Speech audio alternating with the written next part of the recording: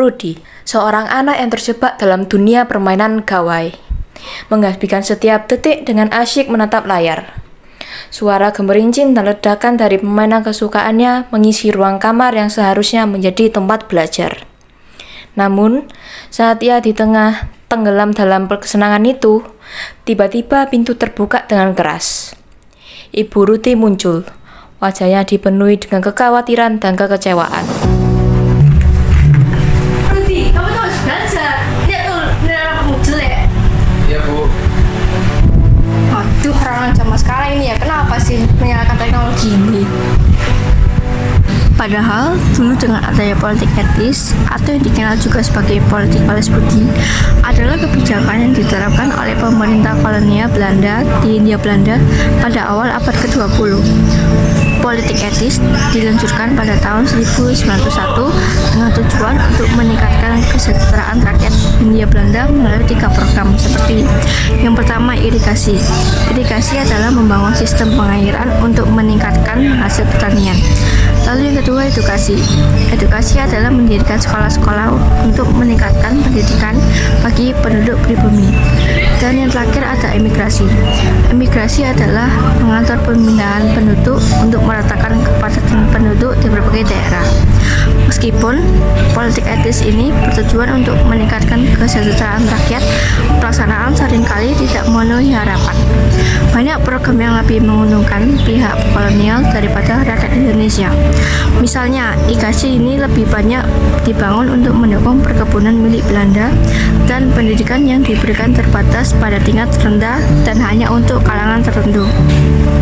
Namun, terdapat beberapa dampak positif ini dari kebijakan seperti perkembangan pendidikan. Munculnya sekolah-sekolah baru memberikan kesempatan bagi rakyat untuk mendapatkan pendidikan, yang kemudian melahirkan tokoh-tokoh intelektual dan pergerakan nasionalis, seperti Dr. Sutomo dan Dr. Cipto. Nah, dengan melahirkan tokoh-tokoh intelektual, pergerakan nasionalis, dan orang-orang pintar lainnya bisa menciptakan berbagai macam. Contohnya, seperti handphone dan alat elektronik lainnya. Dengan kemajuan teknologi saat ini, pengaruh politik etis dalam pendidikan dapat dilihat sebagai fondasi bagi sistem pendidikan modern di Indonesia. Sekarang, teknologi semakin maju. HP dan internet memang bisa menolong kita dalam mendapatkan informasi dan menjalankan aktivitas sehari-hari. Tapi, kita harus bisa menggunakannya. Jangan sampai kita terlena dan menyalahgunakan teknologi. Kamu juga harus bisa menguasai teknologi, bukan dikuasai oleh teknologi.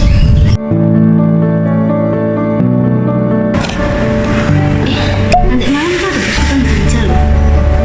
Ajak Rudy. Rud, taruh dulu HP-nya. Nanti sore kamu free nggak? Free sih. Mau ikut kita ke persekutuan gereja? Boleh sih, tapi kan aku bukan agama kalian. Maksudnya kita kan beda agama. Ya nggak apa-apa, kan persekutuan gereja kan itu nggak melulu tentang yang beda agama, cuman kan kita bisa sharing-sharing bareng, kayak cerita kehidupan kita, sama nyanyi-nyanyi, sama ibadah bareng gitu. Dulu dan kita sendiri juga tidak bermaksud untuk mengajakmu ganti agama. Lagi pula kita sendiri terbuka bagi semua orang. Terlepas dari agamanya, kita sendiri hidup di Indonesia yang memiliki UU yang menjamin kebebasan beragama dan menghormati beragaman agama. Ini adalah menjadi hukum dasar yang penting yang menjamin hak asasi manusia. Kita sendiri harus hidup menghormati dan menghargai kerukunan antar umat beragama. Itu ya. Aku juga baru inget sih kalau ada undang-undang tuh, kalau nggak salah ya, nomor 39 tahunnya 1999. Nah, di situ dijelaskan kalau hak asasi manusia di Indonesia itu dimajukan, kayak setiap orang itu punya haknya masing-masing. Jadi, udah deh, boleh deh aku ikut. Pada saat pulang sekolah, Rudy sangat bersemangat karena ingin pulang dan cepat-cepat ke rumah. Sampai di rumah, Rudy langsung mengambil HP-nya, lalu duduk di sofa untuk bermain HP. pun Medina Zain melewati awak media saat tiba di Kejaksaan Negeri Jakarta Selatan, Jalan Tanjung Jagakarsa, Kamis sore. Medina diserahkan penyidik Polda Metro Jaya setelah berkas perkaranya dinyatakan lengkap atau P21. Gue ngedengar suara ini nih, ternyata suaranya dari sana guys. Jagat media sosial di Bandung, Jawa Barat digemparkan dengan beredarnya konten video di platform berbagi video TikTok milik akun Ken Will Boy sejak hari Minggu kemarin. Dalam video berdurasi 16 detik tersebut, KW sengaja membuat konten video tepat di depan sebuah masjid di kawasan Pajagalan, Bandung. Di video terlihat pelaku seolah terkejut mendengar suara musik diskotik di aplikasi TikTok yang menurut pelaku berasal dari tempat ibadah tersebut. Terus gue ngedengar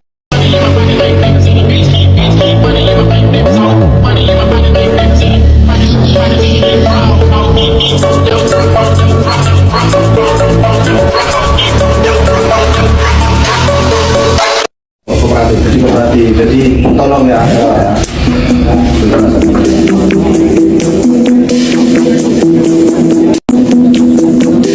Paket data dengan kuota yang melekat di tiap-tiap modem pool atau SIM. Dan yang terbaru, ada 102 juta data masyarakat yang diduga bocor dan dijual di situs gelap bridge.to. Melansir cnnindonesia.com, data yang diduga berasal dari data Kementerian Sosial Republik Indonesia. Kabar mengejutkan ini datang dari Pati, Jawa Tengah. 5 remaja terpaksa menjalani terapi di bangsal jiwa Rumah Sakit Umum Daerah Dr. Suwondo akibat kecanduan bermain game online dan konten video porno. Mereka yang menjalani Pemirsa, polisi menggulung sindikat bandar judi online jaringan internasional yang beromset ratusan juta rupiah di kawasan Matraman, Jakarta Timur. 3 pelaku diantaranya diringkus saat akan melarikan diri ke Malaysia. Banyak juga ya penyalahgunaan teknologi di zaman sekarang. Aku harus lebih berhati-hati buat memakai teknologi di zaman saat ini. Good morning students, today we split into 6 groups and present about technology. Teman-teman, ternyata teknologi itu punya dampak negatif dan positifnya loh. Jadi kita harus bisa bijak buat menggunakan teknologi tersebut biar teknologinya itu bisa menolong kita. Karena kalau kita nanti judul presentasinya The Consequences of Using Technology. Boleh ya? Good morning everyone, today we from Cruises are going to present about the consequences of using technology. How many of you use your phone every day? And how long do you use your phone per day? Maybe 6 hours on average, right? Do you know what are the impacts that come from using a phone every day? Okay, let's discuss more about the advantages of using phone in our daily life. Technology has become an essential part of daily life. Just imagine, we used to have the word letter to communicate. It's terrifying. Now we can video call them just with the touch of finger. In other words, technology is also used in many aspects of our life, such as communication, education, shopping, entertainment, and work. Next, I will explain about the use of technology in communication. Normal for calling, texting. Smartphone can also used to access internet, play games, study, and more. For example, social media platforms like Instagram, TikTok, YouTube allow us to share photos and videos and stories with family and friends. The other example is email. Email is quick and efficient way to send important documents or give information. Now, I will explain about the impact of technology in education. The use of technology in education is very important, especially during the pandemic situation, when we aren't able to go to school, but the teaching and learning process still have to go on. The example of the use of e-learning is learning online through various platforms and apps. And the other use of technology in learning apps, there are many apps designed to help students learn in a more fun and interactive way. On the other hand, technology is also used in entertainment. We usually use our phone to stream and play games.